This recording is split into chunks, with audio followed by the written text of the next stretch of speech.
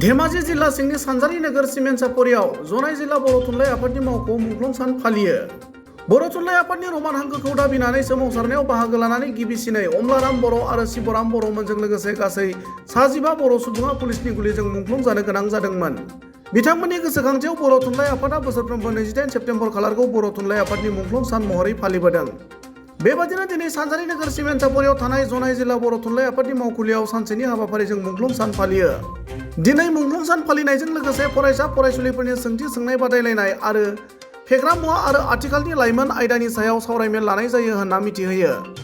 बे सावरायमेलनि बुंथिगिरि महरै बिमल मोसाहारिया बाहागो लानायजों लोगोसे धेमाजि जिल्ला इउबिपिअनि गाहाय नेहाथारि दीपांकर नार्जारी, बोखावजायै लखिमपुर जिल्ला एबसुनि गायसनगिरि आफादगिरि रजत चन्द्र रामसियारि, बर' थुनलाइ आफादनि नेहाथारि सोरजिला औवारी, सिमेन्ट दखरा एबसुनि आफादगिरि सन्जीब रामसियारि, सानजा सानजारि नोगोर दखरा इउबिपिअनि आफादगिरि राजु बसुमतारी, सिमेन्ट दखरा आबोबनि बोसोनगिरि माधुरी बसुमतारी, सिमेन्ट सापरि ओनसोलनि सानसुमै मेलेमजिबि आरो गोबां रायजो राजाफोरा बाहागो लादोंमोन होनना मिथिहोयो।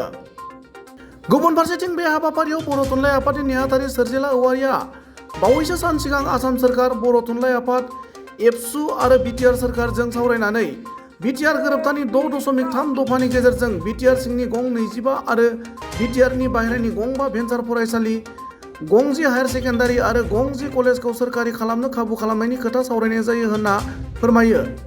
आरो बिटिआरनि बाहेराव गं 5ल' फरायसालिखौ सोरखारि खालामनायाव गोबां फरायसालिया थालांबावो होननानै खौरांगिरिनि सिगाङाव ओरैबायदि फोरमायो।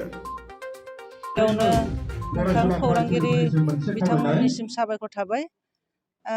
जोङो बे खुब साननो गोनां बाथ्रा, जोङो बर' फरायसालिनि बिजों आरो बिनि इयुनखौ नायोब्ला जोङो जोबोर गोथौयै साननो गोनां। दा बे बिथिङाव जोङो दाखालि आसाम सरकारजों आरो बिटिसि सरकार आरो जोङो बर' थुनलाइ आफाद आरो बर' फरायसा आफाद मोनब्रै गुबै आफादफोरजों बा दैदेनगिरिफोरजों जोङो सावरायनायाव गोबां दफाफोरनि सायाव आरो गोबां बिथिंनि सायाव जोङो सावरायनाय जादोंमोन।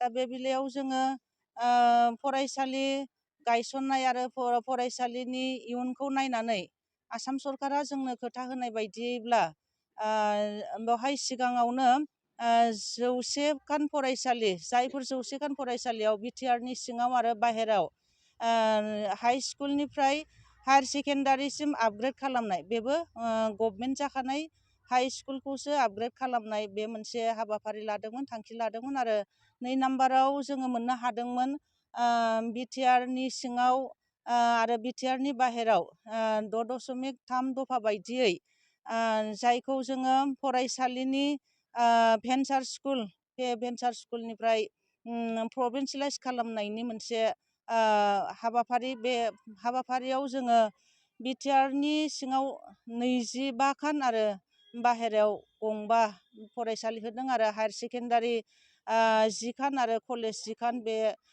गासै मोनथाम पइन्टखौ लानानै, मोनथाम थाखोखौ लानानै बेबायदि मोनसे माबाखौ जोंनो आसाम सरकारा सुबिदा होदोंमोन।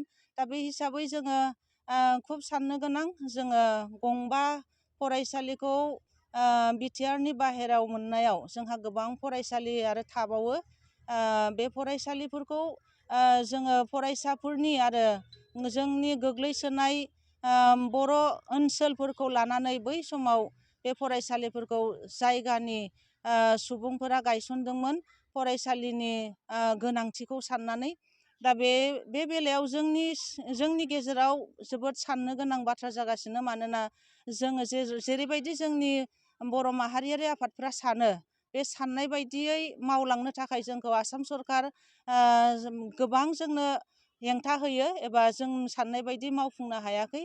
जाहोनाव जोंनि बर' फरायसा आफाद आरो बर' थुनलाइ आफाद, जों मोननै आफादनि जाबायदि थांखियै जोङो बर' समाजनि हाबा मावनो ओंखारनाय, बे खामानियाव जोङो एसेबाबो हेंथा मोनदों। जोङो नाजानाया थागोन जोंनि आउट अफ बिटिआरनि सायाव जायफोर गोबां भेन्सार स्कुल आरो थालांबावगोन, आरो बेखौ नायोब्ला जोङो आरो बेनि नाजानाया थाबाय थागोन। आरो जों सानो आसाम सरकार आरो बर' फरायसा आफाद, बर' थुनलाइ आफाद आरो इयुनाव बेखिनि फरायसालिफोरखौबो जोंनि नारसिननायनि गेजेरजों मोननो हागोन। नाथाय आसाम सरकारा मोनसे बाथ्रा बुंबाय थादों, जायफोर भेन्सार स्कुल गायसननाय बे भेन्सार स्कुल गायसननायखौ गोसो होआलासिनो गोदानै मडेल स्कुल गायसननाय बे बाथ्राखौसो बांसिन गोसो होनायखौ नुनो मोनदों। अब्ला जोङो माने जोंनि गेजेराव जोबोद माने बाथ्राखौ बेले बेजेबो मोननो हादों। दा जोङो बिथङै जों बुंनो हाया जे आसाम सरकारा जोंनि नारसिननाय बायदियै बबे मोनसे हाबाखौ मावफुंनानै होगोन, बेवहाय जोङो जोबोद साननो गोनां, दा गोनो गोथोआव दङ।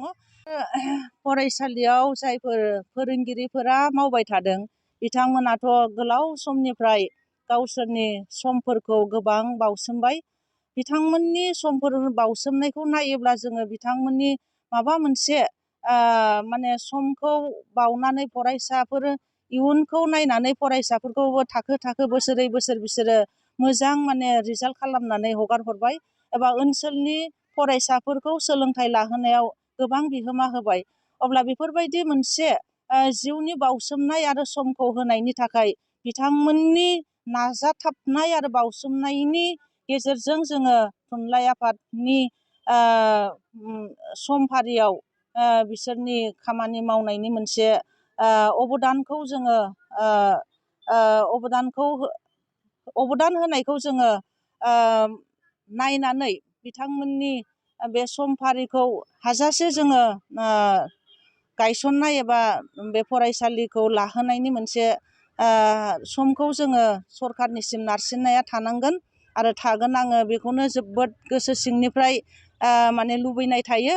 आरो जों इयुनावबो जों बुंगोन, मानोना भेन्सार फरायसालि गैयाब्ला जोंनि गासै बर' फरायसालिफोरानो थांनानै थानाय नङामोन, आरो जोङो दिनैसिम जेरैबायदि फरायसाफोर ओंखारदों बे फरायसाफ्रा हयथ' थानाय नङामोन। आरो इयुनाव जोङो बे भेन्सार फरायसालि गैयाब्ला जोंनि बर' बिजों फरायसालियाबो जेरैबायदि दिनैसिम जोङो मोननो हादों बेसिम आरो मोननो हानाया आरो आद्रा जानानै थागोन।